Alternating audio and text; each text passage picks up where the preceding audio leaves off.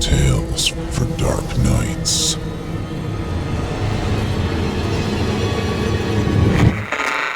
Want to make sure you never miss a Chilling Tales for Dark Nights video again? Be sure to subscribe and hit that bell to turn on notifications.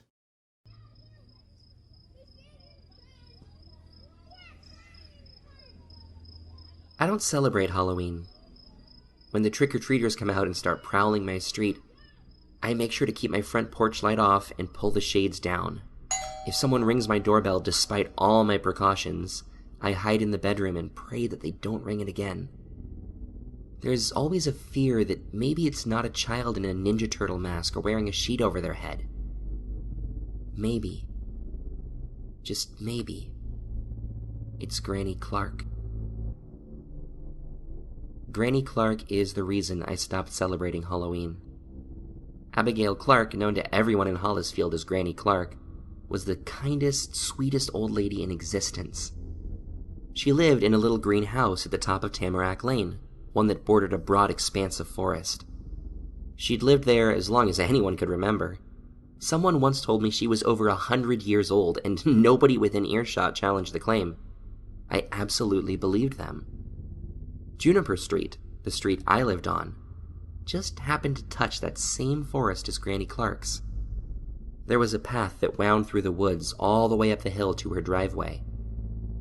Many an afternoon was spent playing in those woods, climbing trees, building forts out of sticks, or running down that winding path from Granny Clark's driveway to the end of Juniper Street, pretending wolves were biting at my heels. I always felt somewhat unnerved being around Granny Clark. Maybe it was the way she walked, all hunched over, her arms bent at the elbows like a tyrannosaurus. Or maybe it was her shock white hair that stuck out in all directions. Maybe it was the way I could see her blood vessels clear as day through her translucent, liver-spotted skin, the way her fingers seemed unnaturally long and thin. My mother took me to see her once when I was 7. They were coordinating together on an arts and crafts table at the local fair. I remember that her little green house smelled like lavender and mothballs, and the rooms were lined with photos of children. Some of the photos were in black and white or faded like they'd been taken many years ago. Are these all your kids, Miss Clark? She smiled and looked around the room. These are all my lovely babies.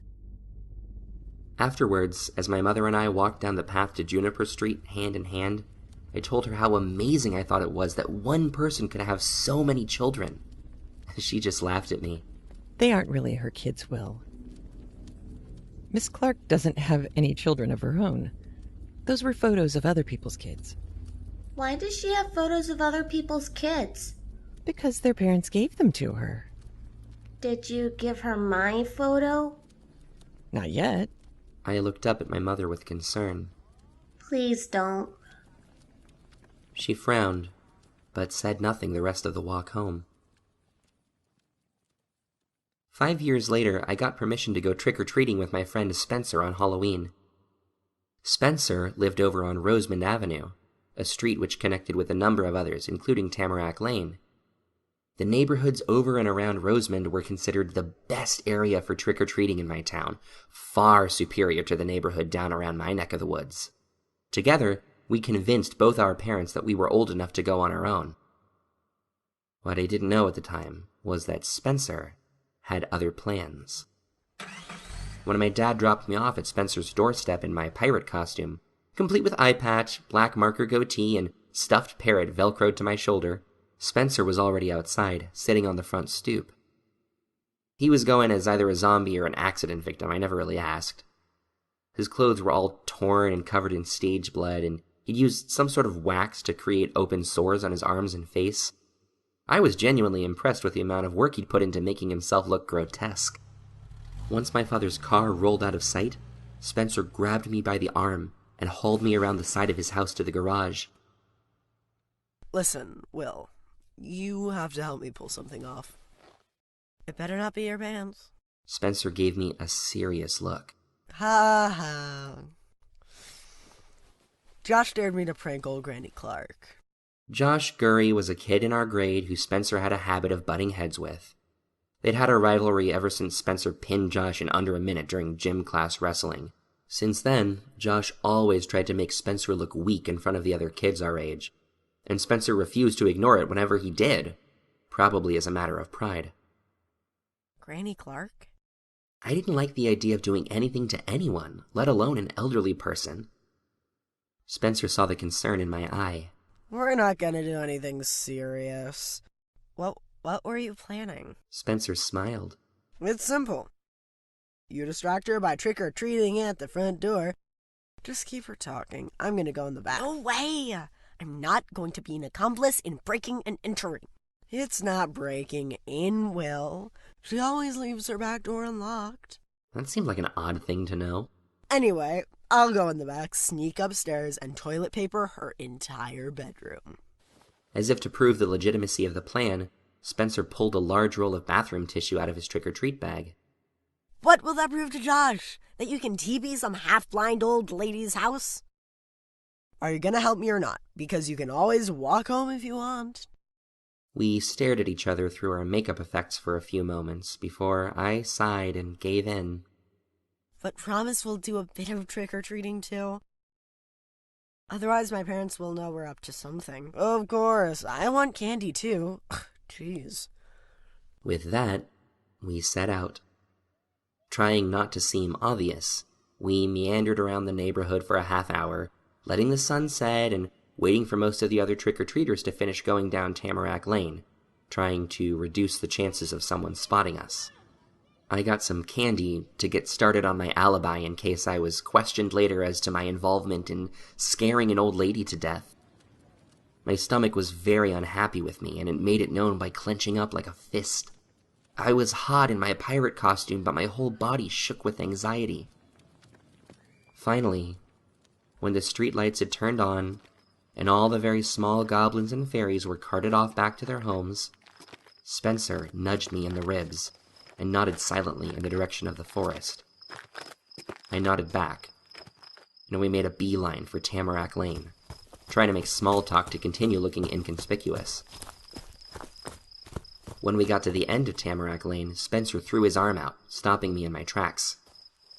We both stood, looking at the little green house at the top of the hill. The front porch light was off. No! Welp, she's in bed. Abort mission. I started to turn when Spencer grabbed my arm. Wait. I think I see her moving about in the kitchen.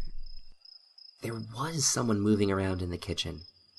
I couldn't make out who, it was just a silhouette pacing around in the back of the house, right near the door Spencer was planning to sneak in through.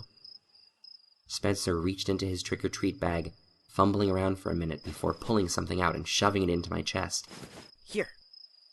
Take this. I took what he handed to me and looked down at it. A walkie-talkie? Are you serious?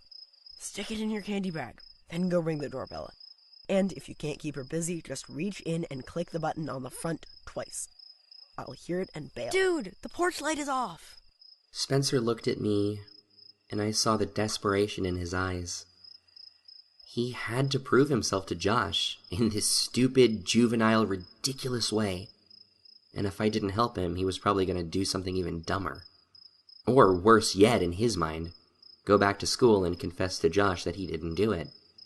I sighed and dropped the walkie-talkie into my bag. Just go and get it done quick. Granny Clark gives me the creeps. Spencer ducked down low and crept off into the trees and bushes by the side of the road. He was out of my sight in an instant, though I heard him shuffling around, snapping twigs and cursing as he stumbled through the dark. And then he was gone.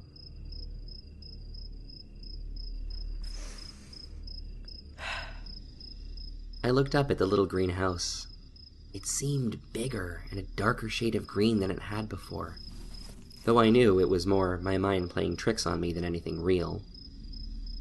Through the window, the silhouette of Abigail Granny Clark shuffled around in her kitchen, occasionally disappearing out of sight around the corner, only to shuffle past in the opposite direction a moment later. I ascended the front porch steps, my right hand sliding into the candy bag to feel the walkie-talkie and make sure it was face up for easy access to the emergency button on the front. My pirate makeup was probably starting to run down my face due to the sudden sweat I'd built up on my forehead. The stuffed parrot on my shoulder felt like it was getting heavier.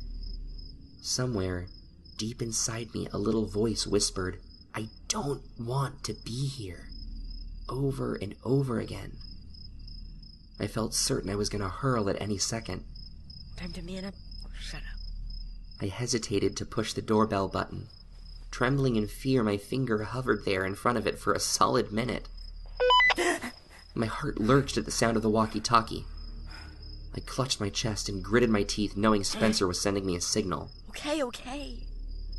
As I approached the door, I became horribly aware of the sound of banging and thumping inside the house. I rang the doorbell. The sound of busywork inside the house stopped suddenly, and silence settled over the house. I wondered if I should ring the doorbell again. The sound of their approaching footsteps served to fill my tankard of dread even further. There was a hesitation in them, like Granny Clark wasn't sure what to do. Or maybe she was waiting to see if I'd leave. I found myself hoping she would open the door. I really didn't want to have to ring the doorbell again. Just then, the porch light came on, and I froze. It was like being cast suddenly in a spotlight. There I was for all to see. Through the small, semicircular window in the door, I caught a brief glimpse of someone looking out to see who had rung the bell. I couldn't make out her eyes, just her eyebrows in the darkness. With the door open, I found myself face to face with Abigail Clark. She looked haggard. Her eyes were sunken and hidden in shadow. Her features were even more pale than usual, and her whole face seemed to hang off her skull. She had pulled a shawl over her head, hiding most of her shock-white hair. I could only see a few strands hanging down in her face. I swallowed the lump burning in my parched throat. When I finally found the courage to speak, I squeaked out the words, Hi. Trick or treat. Granny Clark didn't say a word. She just stood there, not moving, staring at me with her dark eyes and that sickly-looking face. Out of the corner of my eye, I caught a glimpse of movement behind her in the kitchen, and I knew Spencer had entered the house. I needed to fill the silence or he'd be busted for sure. I blinked several times trying to think of something to say. Miss Clark, I'm sorry if I woke you. Oh no. I realized I'd said we. My mother insisted I stop by and say hello while I'm out trick-or-treating tonight, and I almost forgot it. I knew she'd be disappointed if I went home tonight and told her that I hadn't paid you a visit, so I'm hoping despite your light off, you'd be... Granny Clark stepped halfway out onto the porch. As she did so, I noted the heavy brown coat she wore. I also noticed a pair of thick gloves on her hand. She seemed to straighten and turn, reaching behind the door jamb for what I assumed was a bowl of candy. Are you having trouble with the heat in your house, Miss Clark? I could hear myself, and it sounded like I was going to cry. Why wasn't she speaking?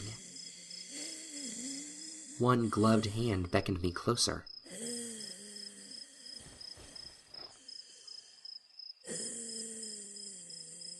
Her every exhalation gurgled like a diver using a snorkel. The expression on her face never changed. There was no sign of the joy or excitement that I'd seen every time I'd visited her in the past. She seemed like an entirely different woman, and I felt sensations of discomfort and fear battling each other in my gut. I stepped closer, holding my bag out. A disturbance in the back of the house broke the awkward silence. Granny Clark and I both stiffened. Oh no, I thought. Granny Clark turned her head in the direction of the kitchen, where Spencer seemed determined to make as much noise as he possibly could. It sounded like he had started having a seizure back there and was flopping around on the kitchen tiles, slapping everything in sight. Panic lurched in the pit of my stomach. It felt like my eyes were going to bulge out of their sockets as I tried to think of anything to say in this situation. My mind blanked with the single word, "Go," flashing like a neon sign in the center of my brain. Without another word, I turned away to make a hasty retreat. Granny Clark's heavily gloved hand clamped down around my wrist. For being over 100 years old, she had a grip like a lumberjack. She squeezed so tight my legs turned to gelatin, dropping me to my knees. I cried out in pain as I grabbed at her hand. Ow! Miss Clark, you're hurting me! Her other hand, behind the door jamb, appeared, holding not a bowl, but a large box cutter. She extended the blade, looking at me with the same emotionless expression, and pulled me closer to her. The whole moment was so surreal that I just knelt there on the front porch as she dragged me towards her, trying to understand what was happening. Why was she holding a box cutter? Where was the candy? What was going on?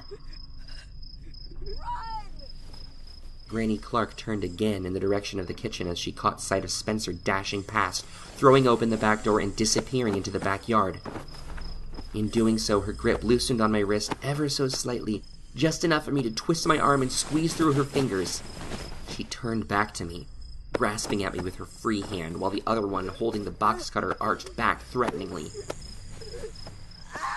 Even then, kneeling on the porch, watching the kindest old woman in town come at me, the blade of the box cutter glinting from the streetlights, I tried to rationalize the situation. This wasn't the Granny Clark I knew. I looked up at her, trying to find the words to calm her. Please, please, Miss Clark, don't kill me. It was just a joke, I'm sorry, please. I scrambled back a foot. The left half of Granny Clark's face seemed to sag like it was melting. Her eyes looked funny, droopy. She brought the blade down, and I instinctively raised my hands to protect myself. The edge of the box cutter sliced through the fabric of my costume and opened the flesh of my arm. I did not give her a second chance. My legs that had initially surrendered to gravity now felt the intense burn of adrenaline pumping through them. Tucking into myself, I rolled backwards, trying to gain my footing, only to end up tumbling down the front porch steps instead.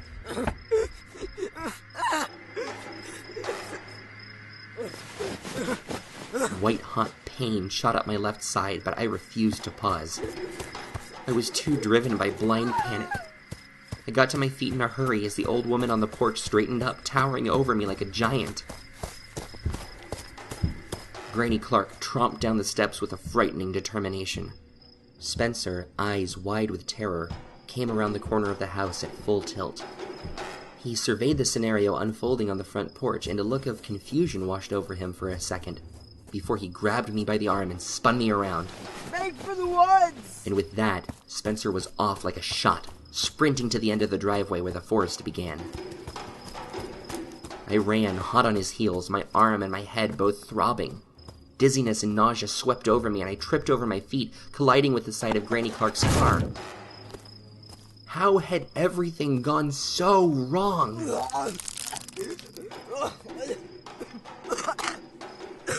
Before I could collect my thoughts, I heard the heavy thud of boots, and looking back, saw Granny Clark's hulking form lurching towards me.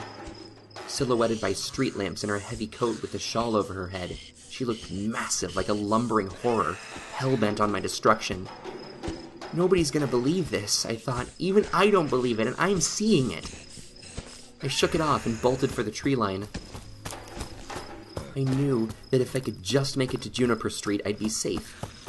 The trail was a winding quarter mile, but it was all downhill, and I had enough terror-based energy pumping through my veins to keep me going. I'd run that path for years, and I knew every gnarled root that might trip me up, every change in the angle of the descent, every curve to avoid a tree in the dark. Just get home. The moon was out, and it filtered through the branches, making beams in the dust kicked up by Spencer before me. It highlighted the path and cast the forest in a creepy blue hue. Everything around me seemed to glow. If I hadn't been running for my life, I might have stopped to take it in.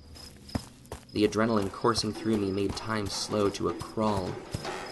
Every footfall felt like I was slogging through thick mud. I've never been as perfectly attuned to my senses as I was sprinting through the forest that Halloween. I could hear everything around me, my breath coming out slow and focused, my heart thumping in my ears, the snapping of branches further down the path as Spencer, less familiar with the way, ran ahead, and the heavy clumping of someone coming down the trail behind me. I turned to look. I did it, knowing all the stories of people being told not to look back and all the bad things that happened to them when they did. I did it, not wanting to see what it was because I knew. I did it, and all my hopes of making it home disappeared in a flurry of wings like a flock of startled pigeons. Granny Clark was right behind me, thundering down the trail like a rampaging elephant. She was a good 20 paces back, but I could see her perfectly in every sliver of moonlight we both ran through. The most frightening thing about her was the look on her face. It wasn't one of anger, or even of determination. In fact, there was no expression whatsoever. Her eyes were dead. Her mouth seemed to hang open. The left side of her face still sloughed down like melting candle wax. And then, the wind whipped her shawl off, and her face went with it. It just slid down as easily as a Halloween mask, disappearing somewhere on the trail behind her as she closed in behind me, as determined and frightening as ever. Where the face had been, there was just blood everywhere. But I could finally see her eyes through it all, and they stared at me with a terrible rage and madness like I had never seen before. I thought I was going insane. She bore down on me, the sight of her hate-filled, bloody face burning forever into my mind. Her hands reached out, trying to grab me and guide me to hell. But all I could focus on was that scarlet face, the true fury within her finally revealed. There was a sharp turn in the path, and I slowed for only a fraction of a second to make it. Granny Clark was not as familiar with the trail, her momentum driving her straight on. Her fingers licked past the back of my head and wrapped around the stuffed parrot on my shoulder. She can have the parrot, I thought. She tore it off just as she barreled headlong into the trees behind me, crashing to a stop with violent abruptness. When I burst out of the woods and onto the tarmac of Juniper Street, I was moving like all hell was on my heels. Ahead, I saw Spencer slowing down, trying to catch his breath as he reached the driveway to my house. Somewhere along the way, he'd lost his own trick-or-treat bag, and most of his makeup had run off. Don't stop! He turned, seeing me hurtling down the road, and hurried up to the front door. Let me in! Let me in! Open the door, please! Let me in! Help! I dashed up the front sidewalk, shoving him aside and throwing my shoulder into the door, having just enough sense to turn the knob and open it. We fell over each other on the landing, and Spencer kicked futilely, trying to close the door behind him. I climbed over him to get to the door. With my full weight against the door, I broke down into tears while clutching my arm. Oh my god! This is all your fault, Spencer! You and your stupid ideas! I never should have gone along with it. Whatever, Will. You outed me when I was in the back. Everything was going fine until you had to go and screw it up. Me? I can't believe you! It's you that almost got us killed! You and your stupid schemes! I'm so sick of you, Spencer! I'm sick of you! We're done, Spencer! I don't need friends like you! Fine! Good riddance! My mom and dad, hearing the commotion, ran in from the living room to find us yelling and bloody. They looked us over with mild annoyance until my mom saw my shirt soaked red with blood and her eyes bugged out. What the hell happened? My mind retraced through everything that I had just witnessed. Her face. They took her face. It came right off. Both my parents looked equal parts concerned and utterly perplexed. I could tell they thought we had just spooked ourselves and gotten hurt running away. I waved my hands at Spencer to silence him and then told them everything. As my story unfolded, their expressions wavered between doubt, anger, and concern. Honestly, telling them that Granny Clark had attacked me with a knife and then chased me through the woods before her face peeled off, I had a hard time believing it myself. When I finished, Spencer told his side. When I went through the back door, I should see Will and what I thought was Granny Clark at the front door. I tried to creep around the stairs, but I tripped over a pair of legs. Miss Clark's legs. She was lying in the food pantry. I'd never seen Spencer cry before, but his eyes welled up with tears as he continued. Her face was missing. I could see all the stuff underneath. They had pulled it all right off, just like peeling an orange. They took her face. My mom disappeared into the kitchen where I could hear her using the phone to call the police. My father stood there shaking his head in disbelief at us.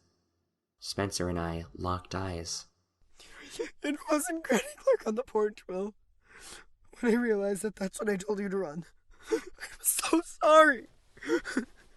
I hugged him, forgetting the pain in my arm for a moment as he balled his fists up in my shirt and buried his face in my chest, adding his tears to the blood and sweat that I was thoroughly soaked in. I'm so sorry. When the police got to Abigail Clark's house, they found her just as Spencer had described. Her throat had been slit, and all of the flesh on her face had been removed. In the woods, they found the remains of her face, cut from ear to ear and worn like a mask. They also found my stuffed parrot lying in the leaves by a blood-covered tree at the turn that had saved me. One of the branches on the tree was snapped and dripping with blood. Even more was found where the path opened out onto Juniper Street. But after that, the trail went cold.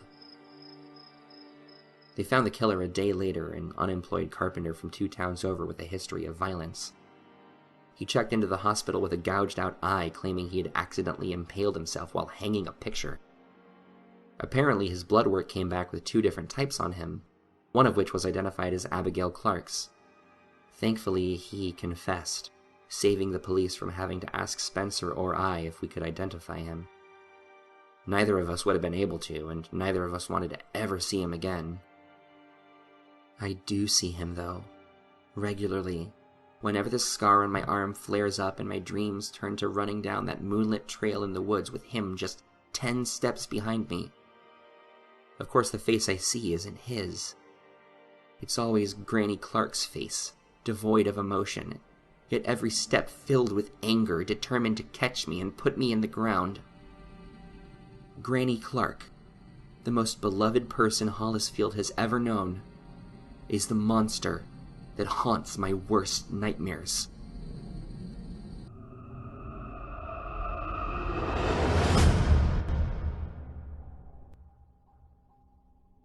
I had just moved to my current flat in Rains Park, southwest London, and was still fairly unfamiliar with the area.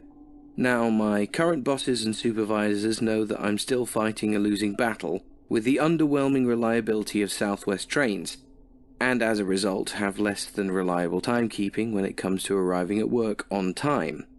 While some people are more aware that the trains keep me from arriving at work on time, not many of you are aware of the troubles I have returning home.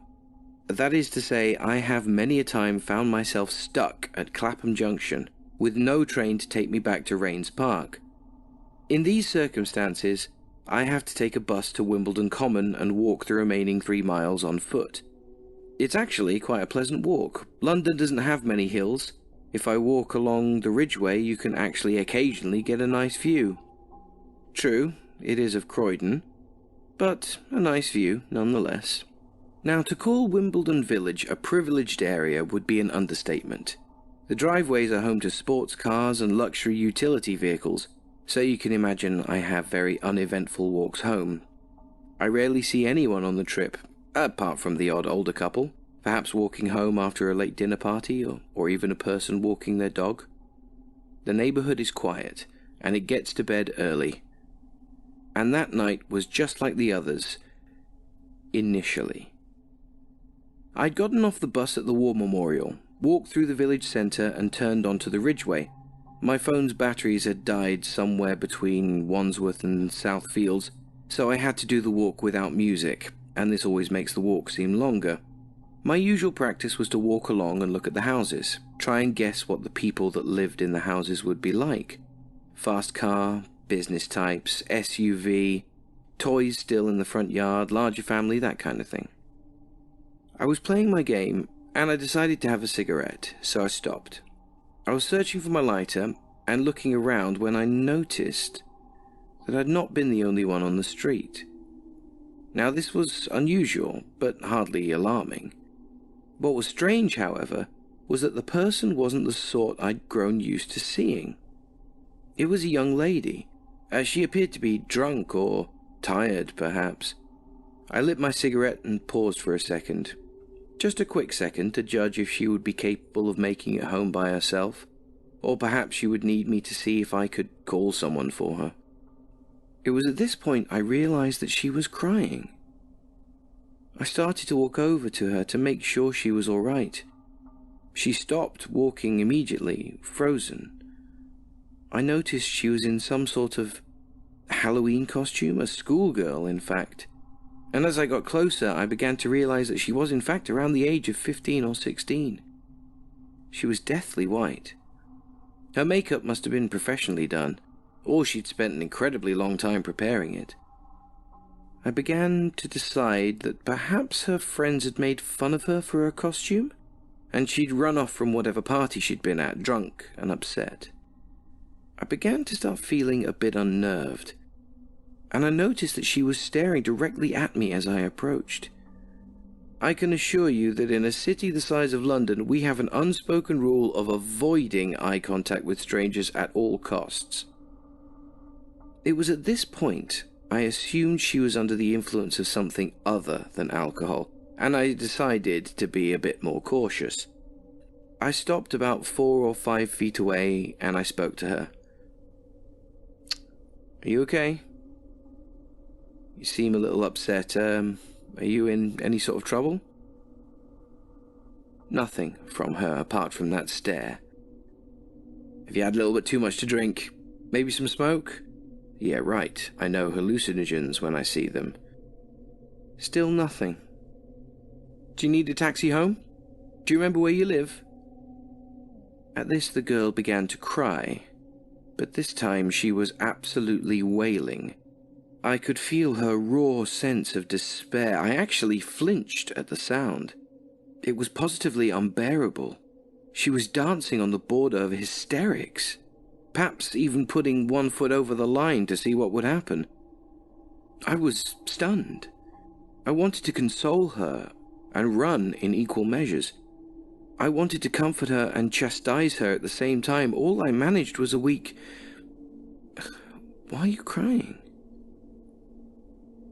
She must have heard me somehow, because she began to draw herself back from the edge of what can only be described as a complete breakdown.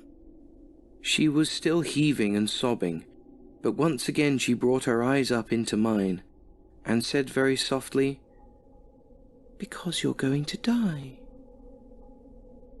Now, I've been unfortunate enough to witness death firsthand on more than one occasion.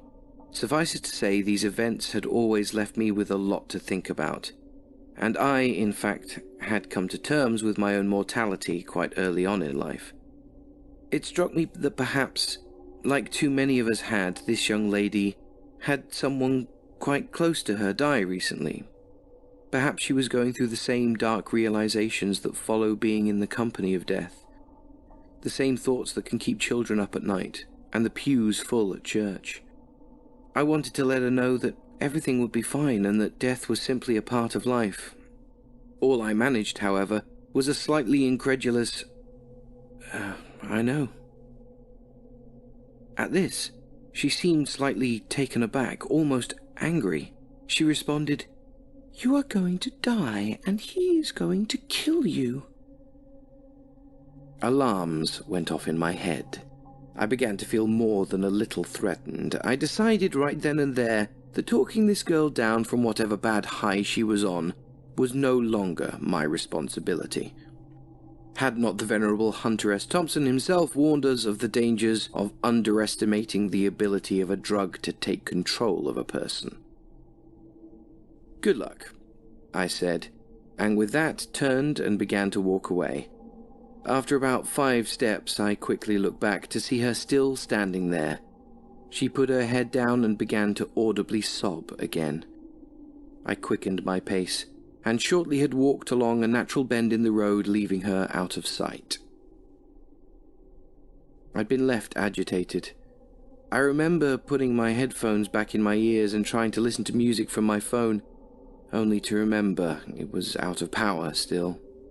I was still 2 miles away from home, but at this pace I was walking, I was confident that I would cover the ground in less than 20 minutes. No less than 2 minutes later was when I first heard the shouting. It was a man's voice, and layered within it was an excruciating sense of malice and rage. "I'm coming for you!" the man screamed. I couldn't quite place where the voice had come from, but it seemed as though he was at some distance behind me on the same road, possibly from where the girl had been. I immediately realized that I was to be the victim of some sort of Halloween prank. I didn't, however, slow down. I imagined that this was the point when I was supposed to get scared and begin to run, and I was determined not to play along. Again the man yelled, yet this time it seemed to come from significantly closer. "I hate you!" he bellowed. Now the voice had seemed to come from somewhere quite close behind me. That is to say, at that volume I would have expected to have seen the man addressing me, but I was still very much alone on the street. I was also walking quite fast, so the person yelling at me must have run quite fast too, yet I had not heard any other footsteps. There was obviously more than one prankster, and they'd hidden along points on the street. I quickly decided to be rather a poor sport, and cut off the main road, down Thornton Road at the Swan pub. I hate to admit that their practical joke had gotten the better of me, and I did not want to see what they had in store for me next. I'd made it to the front of the second house on the street, when the terrible voice shouted at me again. "You are going to die!" This time the voice seemed to have come from the entrance of the street less than 30 yards away. Perhaps one last chance at scaring me before I disappeared into the darker side streets. Since these streets were darker, I decided that I would lose no pride in starting to jog down the hill. I knew it was all probably fun and games, but the ferocity of the shouting left me worried that I could, in fact, be dealing with a real maniac. True, it would have been interesting to be a part of the most elaborate mugging I'd ever heard of, but that voice just left me with an impression of true hatred. I didn't want to meet the person, or people rather, that could mimic and channel such malignant feelings at will. I'd made it to the curve where Thornton Road becomes King Avenue, when all of a sudden I heard someone screaming, "I will kill you!" they shouted. This time the voice, the same voice that had yelled, seemed to be directly to my right. He must have been hidden behind the fence or some house, or perhaps even hidden within the house. I'd obviously walked right into their trap. I broke into a sprint at this point. Pride be damned. I began to run quite fast and then faster straight downhill. At this point I was actually beginning to panic. My mind was playing terrible tricks on me. It seemed as though the voice was all around me, constantly yelling, constantly screaming. Up ahead was the main road, Warple Road to be precise, and it was well lit, and it was busy. I could hail a cab and be home in minutes, but the voices, the intensity of their rage, it was inescapable. "I hate you!" they screamed. "You coward! Die! Die! Die!" Every second, all around me, the adrenaline must have been heightening my every sense. I admit I was scared, and it seemed as though for some reason that terrible voice was booming off every surface on the street. I felt as though I was simultaneously running away and into that mad rage. The words felt like gusts of a terrible hot wind pushing its venomous anger at me. I couldn't take it anymore. The voice seemed to make me share that same intense anger. I thought to myself, am I the one shouting? I felt like a victim. I wanted to kill the people that were playing this mad trick on me. I felt hated. "Time to die, coward," they screamed. "I hate you." I decided I had to give up. In one quick movement, I decided I would stop running as fast as I could and have a cigarette and wait for these people to show themselves. Come what may, I needed answers and a smoke.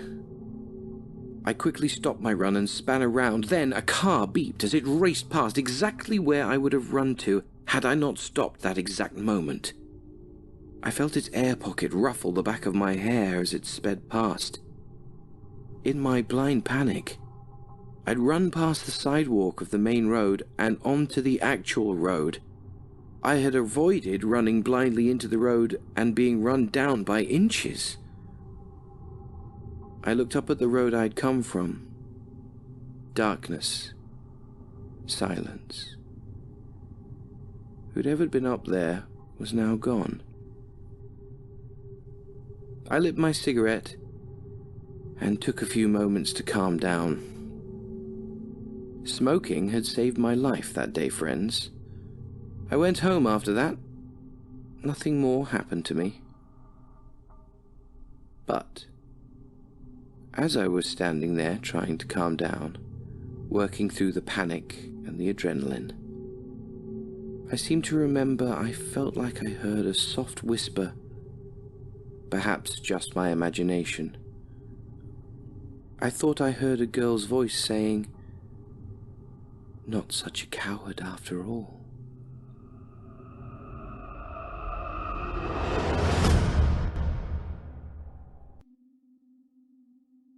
No, I'm going to stay in. It's been a long day, and the most I intend to do tonight is hand out candy. Lame. Look, just for once, ignore your spinster instincts and come to Jackson's. We'll get sloppy drunk and play strip twister. Sounds like a blast. I already have our costumes picked out. Oh, this I have to hear. What's the costume? Hipster scarecrows. Yeah, no. Josh will be there. See, only in your mind would it sound appealing to make an ass out of myself in front of a guy I like. The trick is to get so wasted you don't remember the embarrassing parts. Uh-huh. Also, it's Wednesday. Nina, I swear you're the youngest granny I know. I appreciate the invite, genuinely, but I'm just not up for that kind of action tonight. I have a date with Michael Myers and 80 or 90 Twix bars. Sexy. All right, well, if you change your mind, text me. You'll be the first to know, promise. And send me some pictures of Naked Twister. You got it, Granny. I hung up the phone relieved. All things considered, I got off pretty easy. Allie could be tenacious. Normally I loved going out for Halloween, no matter what day of the week it was. But what I said was the truth. It had already been a rough week, and I was looking forward to a relaxing night of too much candy, Jamie Lee Curtis, and maybe one spiked apple cider. Halfway through washing some spinach for dinner, the doorbell rang for the first time. A chorus of "trick or treat" erupted when I opened the front door.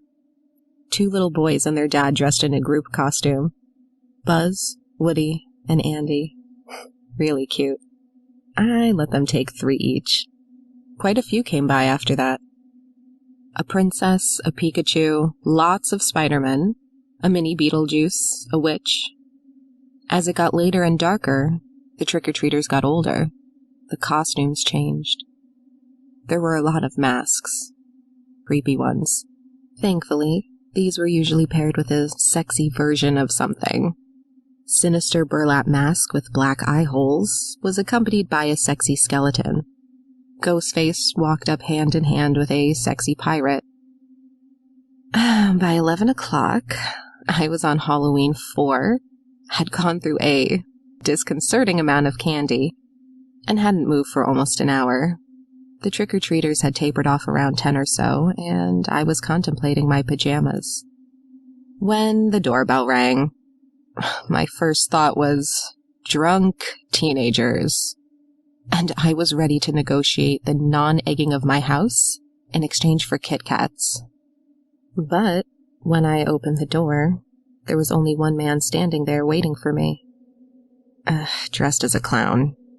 I hate clowns to begin with, and this guy was massive. But I have to say, it was the friendly kind of costume, not the creepy kind. The white face had smiling blue lips surrounded by red, blue around the eyes. It looked vintage. Staring up at the happy face mask, though, I couldn't help to be a little creeped out. Then he leaned forward and whispered, "Trick or treat." Mentally, I slapped myself. Generally speaking, serial killers don't walk up to the front door, ring the bell, and wait for candy. It was Halloween. He was probably a dad going around for his kid. Mad at myself, I smiled and reached for the bowl next to the door. "Little late, isn't it?" I said, trying to be neighborly. Without responding, he glanced down at the bowl.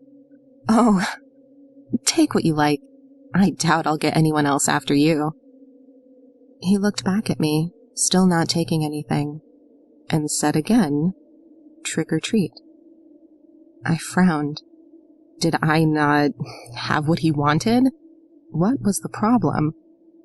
"I'm sorry, I don't." He took a step toward me, now crowding the doorway, and I felt myself wanting to shrink away from him. Trick or treat? For me? Well, I'd choose treat. Definitely. I wouldn't want a trick. I laughed a little bit, like I still thought this was no big deal, like we were just chatting, like I wasn't fighting off real fear and wondering whether or not I could outrun him. Nodding, he reached into his pocket. Before I had time to panic, he pulled out a dirty piece of paper and dropped it into the bowl of candy. Then, without another word, he turned and went back down the walkway and out to the street. I slammed the door and locked it, not really knowing what I should do first. Call the police? And say what? That a giant clown was aggressively trick-or-treating? He hadn't actually done anything. Just creeped me out. I doubted they'd call in the SWAT team for that, and I really did not want to go down that useless road. Unless he'd written something on the note? Anything even vaguely threatening and I could take it to the police. Flinging the bowl of candy on the kitchen table, I uncrumpled the small scrap of paper. It took forever. He must have folded it 10 times. And when I did, I wished I hadn't. Wished I'd never opened the door in the first place. It said, on the back steps. This is the part when everyone starts yelling to run. I know, I would have said the same thing myself. But run where? Yes, he could have written that note hoping I'd go and check out the back. Or he could have written it hoping I'd get scared and run out the front.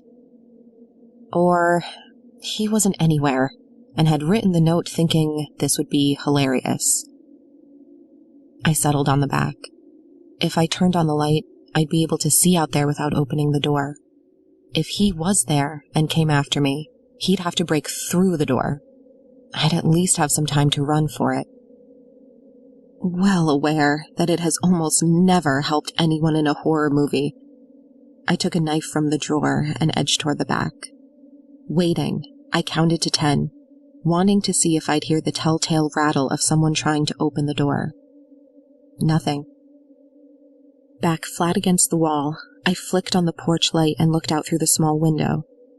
At first, I didn't notice the package on the steps. I was looking for him, the hulking shape of a man either hiding or running at me. As far as I could see, he wasn't out there. I had no intention of turning that light off, but thought that maybe I should check the rest of the house and started to turn away. That's when my eyes landed on the box. Just a black cube, silhouetted against the light. But I knew he'd left it for me. Just like I knew not to go out there.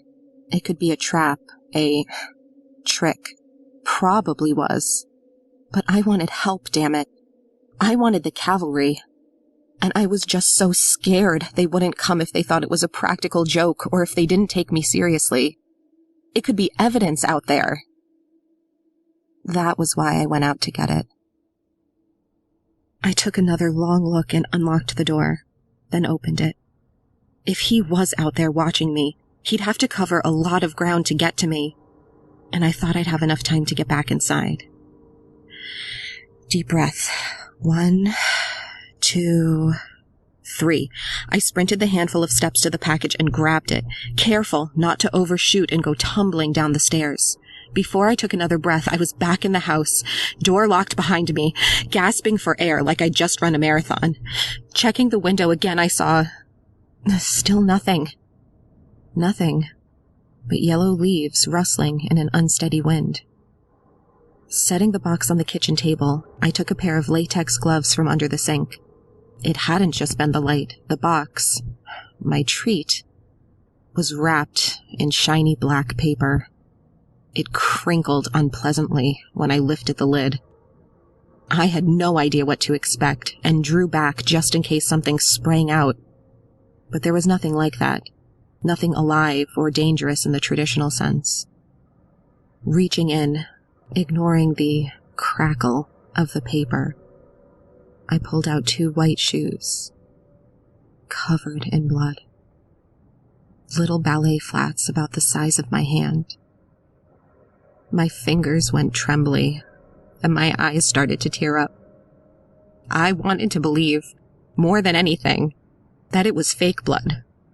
That all of this was someone's sick idea of a Halloween prank.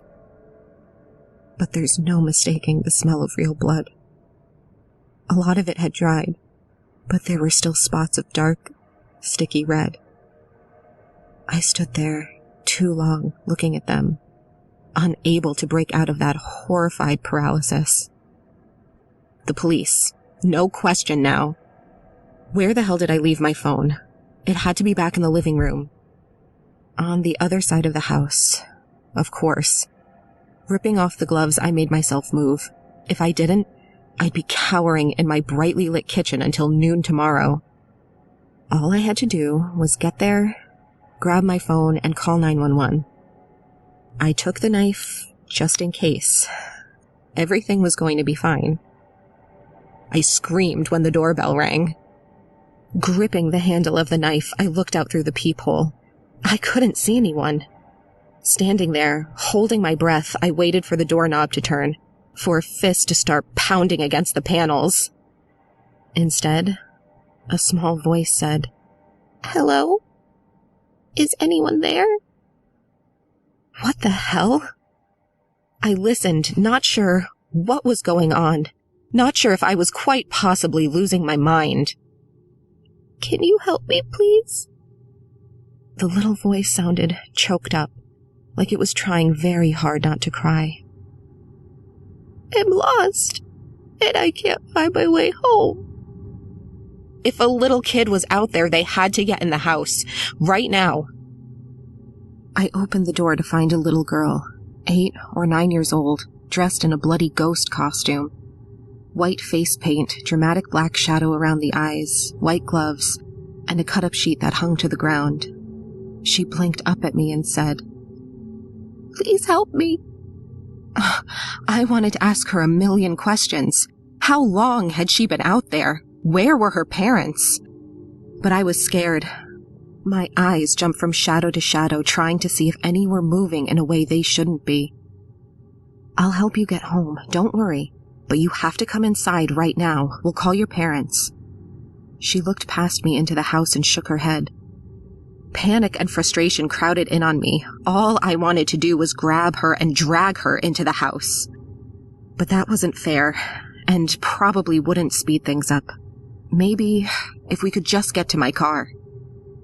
"Okay, I understand. Let me just get my phone and we can both—" "No!" She looked past me again into the house. "He's waiting for you. Listening for you to go into that room. You have to come with me right now." Before I could respond, I heard fast, heavy footsteps behind me, coming up the basement stairs. The girl's eyes widened. "Run!" I ran. Leaving the front door open behind me, I sprinted after the girl. The knife in my hand felt like a toy, and I almost threw it away. Just once, I turned and looked behind me and saw the clown crashing through the doorway. The girl was already ahead of me. I could barely see flashes of white in the darkness, and sped up, not wanting to lose her. Not daring to stop or even slow down, I screamed to the houses we ran by to call the police, call for help. We cut through yard after yard until we were racing down a street I didn't recognize. Even though I ran faster than I ever had before in my life, the clown was still right behind us, and he was catching up.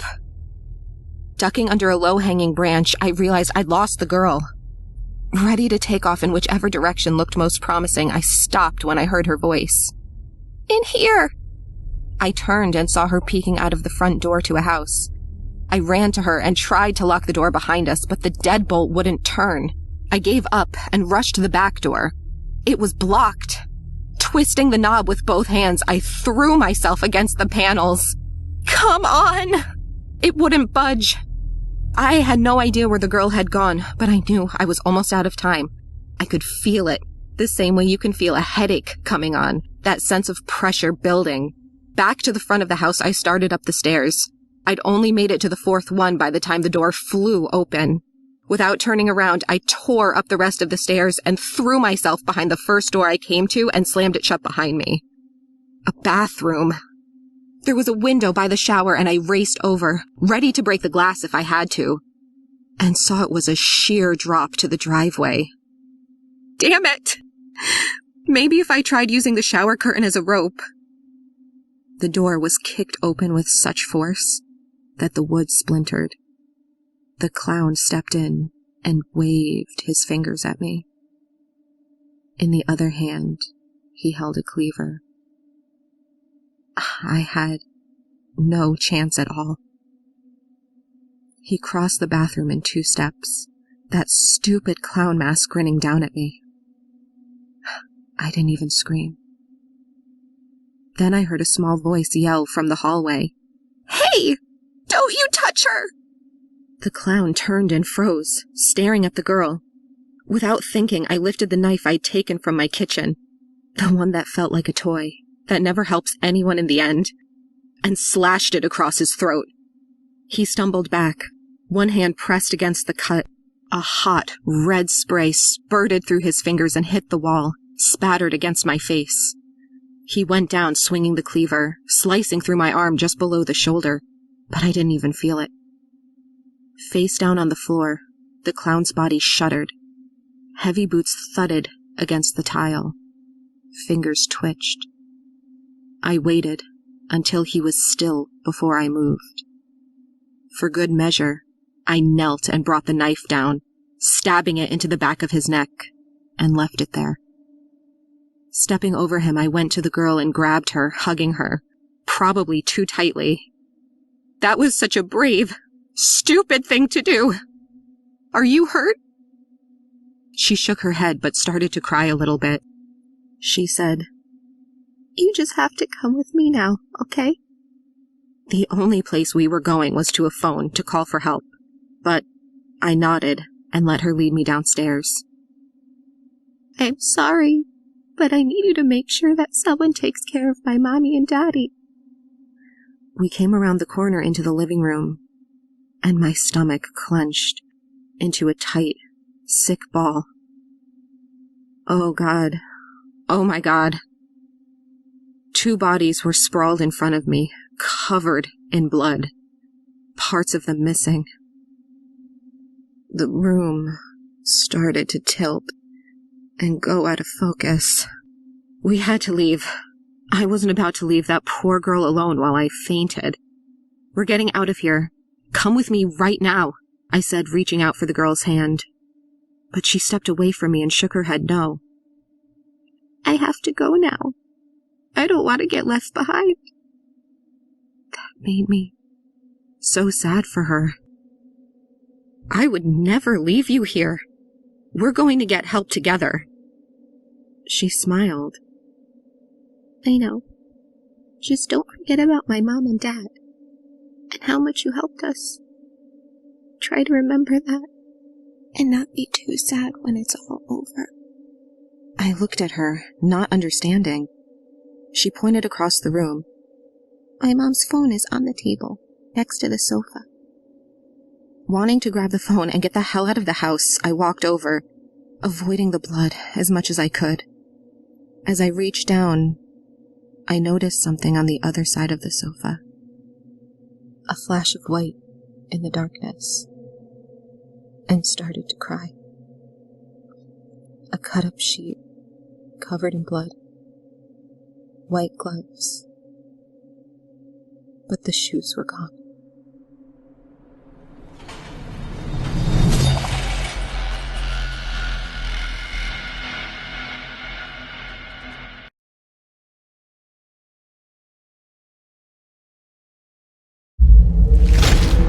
Chilling tales for dark nights.